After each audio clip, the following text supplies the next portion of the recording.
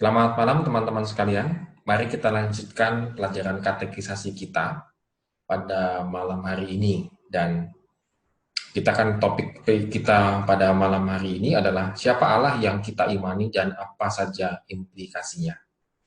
Teman-teman sekalian, kalau kita bicara tentang Allah, maka kita akan muncul berbagai pertanyaan tentang Allah, yaitu tentang bagaimana keberadaan Allah, bukti-buktinya, bagaimana juga tentang penciptaannya. Apakah proses penciptaan alam semesta ini terjadi begitu saja tanpa ada turut campur tangan dan lain sebagainya. Dan kita akan melihat dari berbagai ajaran tentang seputar hal-hal ini. Ajaran dalam agama purba Timur Tengah begitu ya, yang ada di Babilonia ataupun Mesir, itu memiliki kesamaan, yaitu bahwa alam ini diciptakan oleh para dewa-dewa, baik itu dalam konteksnya mereka lagi bersaing atau kawin-mengawin berperang, lalu kemudian mereka akan memunculkan satu dinasti baru. Jadi jika satu dinasti berakhir, maka dewanya berakhir, lalu kemudian ketika akan memulai dinasti kejayaan yang baru, maka muncullah dewa-dewa yang memang diyakini yang telah menentukan segala sesuatunya. Kemudian ajaran Hinduisme. Ajaran Hindu setidaknya memiliki 3 pandangan. Tidak ada apa-apa sebelum penciptaan alam semesta ini. Yang kedua adalah pada mulanya alam semesta dalam keadaan tertidur. Dan yang ketiga adalah ether atau zat tanpa jiwa, tanpa pribadi, kekal adanya dan ada bahkan sebelum awal penciptaan. Saya ada 3 gambaran tentang ajaran Hinduisme ini. Kemudian ajaran Taoisme meyakini bahwa awalnya hanya ada ruang tanpa isi dan bentuk. Dari ruang itu terjadi keberadaan tetapi belum berbentuk. Ajaran Buddhisme, alam semesta menurut Buddhisme pada intinya ada senantiasa dan terus-menerus mengalami proses penciptaan. Kemudian ajaran Islam, jadi kalau menurut Islam adalah Tuhan yang menciptakan segala sesuatu dan Tuhan tidak membutuhkan segala sesuatu untuk menciptakan alam semesta ini. Kemudian pandangan sains modern. Pandangan sains modern itu tidak membuktikan ada atau tidak adanya Allah. Juga tidak membuktikan apakah alam semesta ini diciptakan Allah atau tidak. Dan mereka memiliki berbagai macam teori seperti teori evolusi, teori Big Bang, teori kuantum, dan teori relativitas untuk mencoba memahami alam semesta ini. Kemudian apa pandangan Alkitab tentang hal-hal ini? Alkitab secara jelas menegaskan Allah adalah pencipta dan pemelihara alam semesta dan segenap isinya. Manusia diciptakan dari debu dan tanah dan diberi nafas Allah menjadi gambar dan serupa Allah. Kemudian alam semesta dan semua isinya adalah ciptaan Tuhan yang baik, patut dikelola oleh manusia yang segambar dan serupa dengan Allah itu untuk kebaikan bersama dan bukan untuk disembah atau dirusak. Inilah pandangan Alkitab mengenai penciptaan, bahwa Allah menciptakan langit dan bumi, dan Allah tidak perlu bantuan apapun untuk menciptakan langit dan bumi karena Dia adalah Allah yang Maha Kuasa. Dan kita akan masuk tentang berbagai paham tentang Allah itu sendiri, karena tidak semua setuju dengan pandangan kekristenan, dan kita akan melihat berbagai macam paham juga ajaran tentang Allah itu sendiri dalam kehidupan kita hari lepas hari, yang berkaitan dengan juga secara otomatis berkaitan dengan penciptaan. Ada ateisme. Ateisme percaya tidak ada Tuhan. Kita juga waspada bahwa saat ini banyak sekali orang ateis praktis yang meniadakan Tuhan dalam kehidupan sehari-harinya. Jika tidak ada Tuhan, maka tidak ada penciptaan. Allah tidak menciptakan alam semesta ini. Agnostisme. Agnostis berkata bahwa mereka tidak tahu entah ada Tuhan atau tidak. Masih dalam pembuktian, perlu pembuktian. Sehingga alam semesta ini belum tentu diciptakan oleh Tuhan. Animisme adalah percaya bahwa banyak roh yang mengkontrol dunia. Jadi bukan Tuhan, tetapi roh yang mengkontrol dunia ini. Politeisme, percaya banyak Tuhan. Jadi tidak hanya satu, monoteisme, tapi banyak Tuhan yang mengkontrol, menciptakan, jadi macam-macam setiap bagian itu Tuhan ada, begitu yang menciptakannya. Dualisme, percaya bahwa Tuhan menciptakan, percaya bahwa Tuhan itu ada dua, yang satu baik dan yang satu jahat. Nah, mana yang baik, mana yang jahat yang menciptakan dunia ini, itu menjadi perdebatan tersendiri.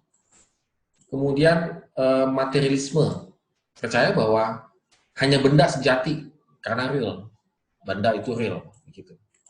Kemudian mistisisme, percaya bahwa hanya roh yang sejati, yang lainnya tidak, gitu. Kalau kemudian monisme, pandangan ini menganggap bahwa materi dan roh pada hakikatnya satu dan sama. Jadi percaya ada roh, percaya juga ada materi yang satu dan yang sama. Deisme melihat Tuhan sebagai pencipta, tetapi beranggapan bahwa ia kini tidak dapat mengendalikan apa yang telah ia ciptakan.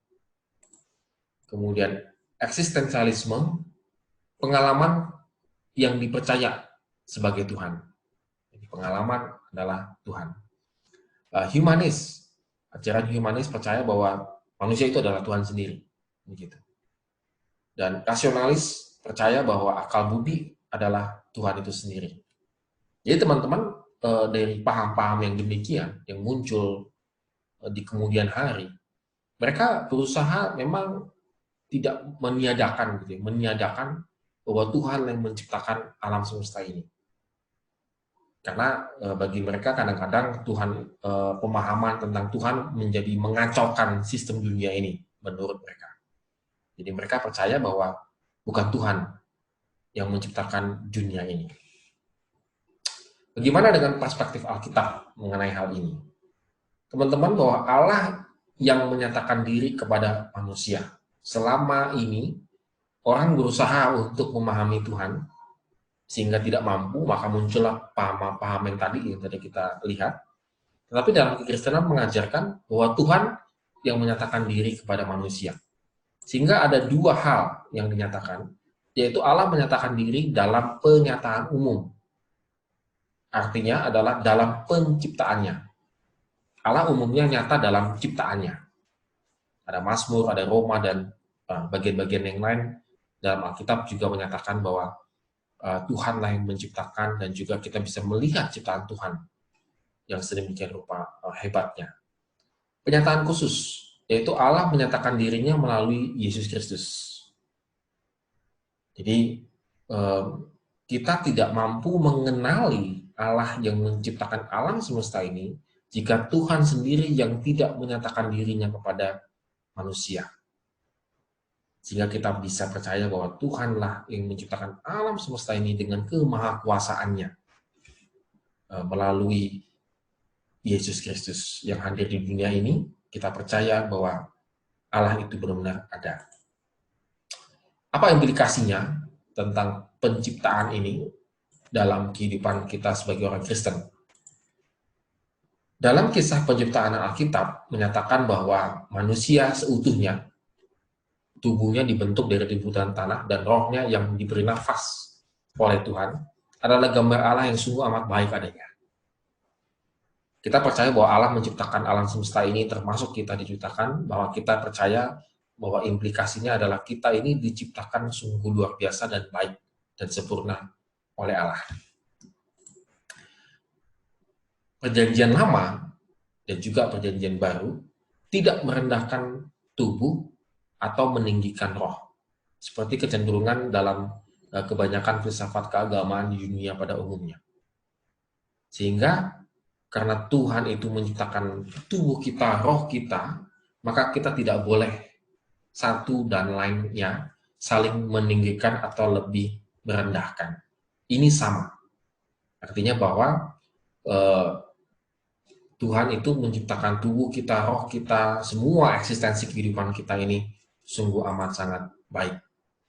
Itulah alasan mengapa Paulus menasihati orang percaya untuk mempersembahkan tubuhnya. Jadi bukan mempersembahkan rohnya, tetapi tubuh yang menyatu dengan jiwa dan rohnya. Sebagai persembahan yang hidup, kudus, tak bercacat, dan berkenan kepada Allah. Roma 12 ayat 1 sampai dengan 2.